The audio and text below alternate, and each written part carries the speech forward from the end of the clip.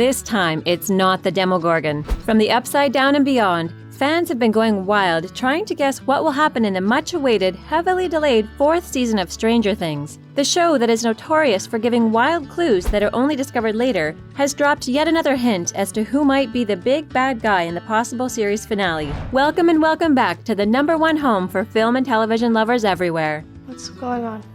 Nothing. Just family discussion. Oh. Today, we're tackling a theory that's just as scary as it is possible. If you haven't watched any of these Stranger Things seasons or are still on season 1 and 2, then we're just going to give you a big spoiler alert right here. You have been warned, dear viewer. Since season 1 of the popular cultural phenomenon, we've watched the kids, teens, and disgruntled adults of Hawkins deal with the mindflayer and its demogorgon minions. The running gag in each session is, "It's the demogorgon." This phrase was first said by Dustin in the iconic opening scene where the 4 boys were playing Dungeons & Dragons. It's since become an accusation of a predictable seasonal arc despite the show's strong character building. But in November of 2020, the showrunners let slip a little Easter egg that went largely unnoticed, confirming that we will have a completely different villain this time. Does it still hurt? Only when I talk. And that villain might be our favorite psionically gifted youngster, 11. We know it sounds insane, but here's how it could happen. Let's take a deep dive into the hints and nudges that make this theory plausible.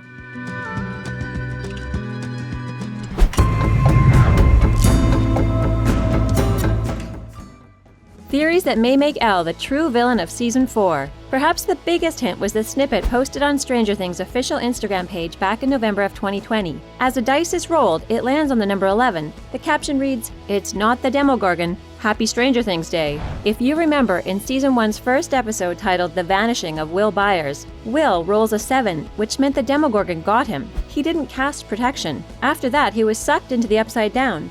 You lie. Why do you lie?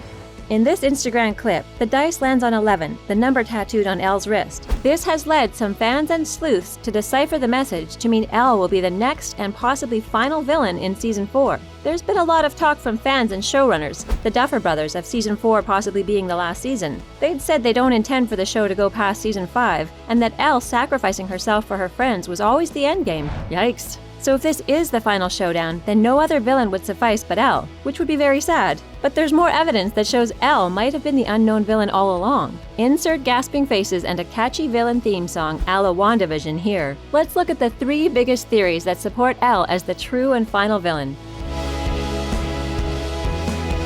Number 3. She opened the gate for the demogorgon and mindflayer. This was a pretty sad moment in Season 1 when Mike and Lucas discovered that Elle had been the one to open the gate that allowed the creatures from the Upside Down to inhabit their world. It all started with her. After being tortured and experimented on at Hawkins' lab, 11 had a power surge and tore the veil between the dark world of the mindflayer and the world we see. In fact, it was her encounter with the demogorgon that made the mindflayer aware of Hawkins and the world above.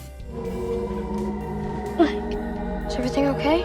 The scientists at Hawkins had been trying to connect to a supernatural force and create tech to spy on other countries without being there. For more on this, see Season 3. She blamed herself often for Will's disappearance and had seen him in the Upside Down, which she is able to visit often without getting trapped. Though she did kill the demogorgon in Season 1, sacrificing herself in the process, which is another foreshadowing technique, the gate remained open. In fact, Season 2, Episode 1 foreshadows the villain theory when Elle escapes the Upside Down using the same hole that the demogorgon used to get into Hawkins Middle School in the Season 1 finale. That symbolism hasn't gone unnoticed. She and the demogorgon share commonalities, and villainy might be one of them. But Elle seems so innocent and unaware of any connection and commonality with the mindflayer and its minions, which brings us to the next theory. Number 2. Elle is a sleeper cell and spy for the mindflayer. Okay, don't look at us like that. This actually makes sense. The secret spy narrative has shown up multiple times throughout Season 2 and 3 of Stranger Things. In Season 2, Will was out of the Upside Down, but the mindflayer had possessed him and was using his body to spy on anyone in Hawkins that might want to thwart its plans. Notice that Will and 11 were never around each other in Season 2 while the mindflayer was possessing Will? Let us know what you think about that in the comment section below. In Season 2, Elle ended up closing the gate with her powers stronger than they were in Season 1. Could her short trip to the Upside Down have regenerated her powers? You'll notice that despite Elle closing the gate, she didn't fully get rid of the mind flayer. It was still in Hawkins. The mind flayer always seems to leave little connections to itself and the world above. Did she leave a window of opportunity for it? In Season 3, we see it possess multiple people, especially Billy, who acted as a sort of sleeper cell spy for the creature. I've done things, Max, really. There was also the heavy theme of Russians and Russian spies in Season 3, with the Starcourt Mall situation. This theme also showed up when Murray thought Elle was a Russian spy living in Hawkins. In Season 2, his theory might not be too far off. Perhaps Elle is a spy, but not for the Russians, for the mind flayer. But would she be so deceptive? Well, the common theory is that Elle doesn't know that she's a minion for the mind flayer, much like Will in Season 2. The mind flayer is explained as an ancient, powerful force that transcends human understanding or power. We're pretty sure it could influence one's actions without them knowing. Perhaps it's playing the long game and using Elle to keep it connected to the world above until it can get in. Which leads us to the biggest theory of them all. Number 1. Elle and the mind flayer are one and the same. Season 2 explored Elle's origins a little, but we never got a full reason for her psionic abilities. There were some vague MK Ultra conspiracy explanations, but they didn't get into the source of her powers. If the mind flayer is an ancient being with immeasurable power, it's possible that some of Elle's abilities, and the abilities of her fellow siblings in Season 2, came from this mind flayer. Season 1 and 2 showed that only Elle can defeat the mind flayer, yet she doesn't end up doing enough to put it, or its demogorgons and demodogs, away for good, despite the fact that she is the reason it got into Hawkins. The biggest clue to the connection between the two was in Season 3. As the mind flayer weakened and the two were finally in the same room, Elle's powers weakened and disappeared. If they both draw power from the same source, then they're connected. It took the gang defeating the flayer on their own, which might be a clue as to how Elle and the supernatural entities from the underground will be defeated. Another major and unnoticed clue is Billy. Billy might have been a jerk throughout Season 2 and 3, but he showed a very huge Easter egg when he sacrificed himself.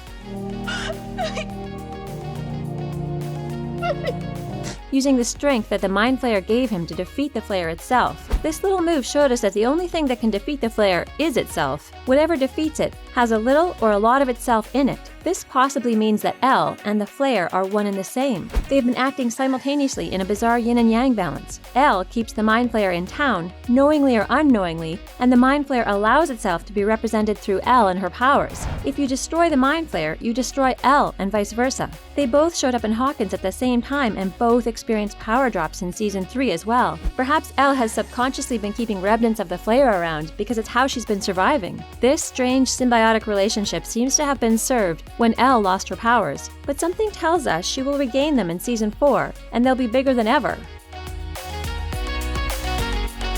Well, what do you think? Are these theories absolutely bonkers? Should we put down the paper clippings and red string? Do you have some theories of your own? Did you guys hear that?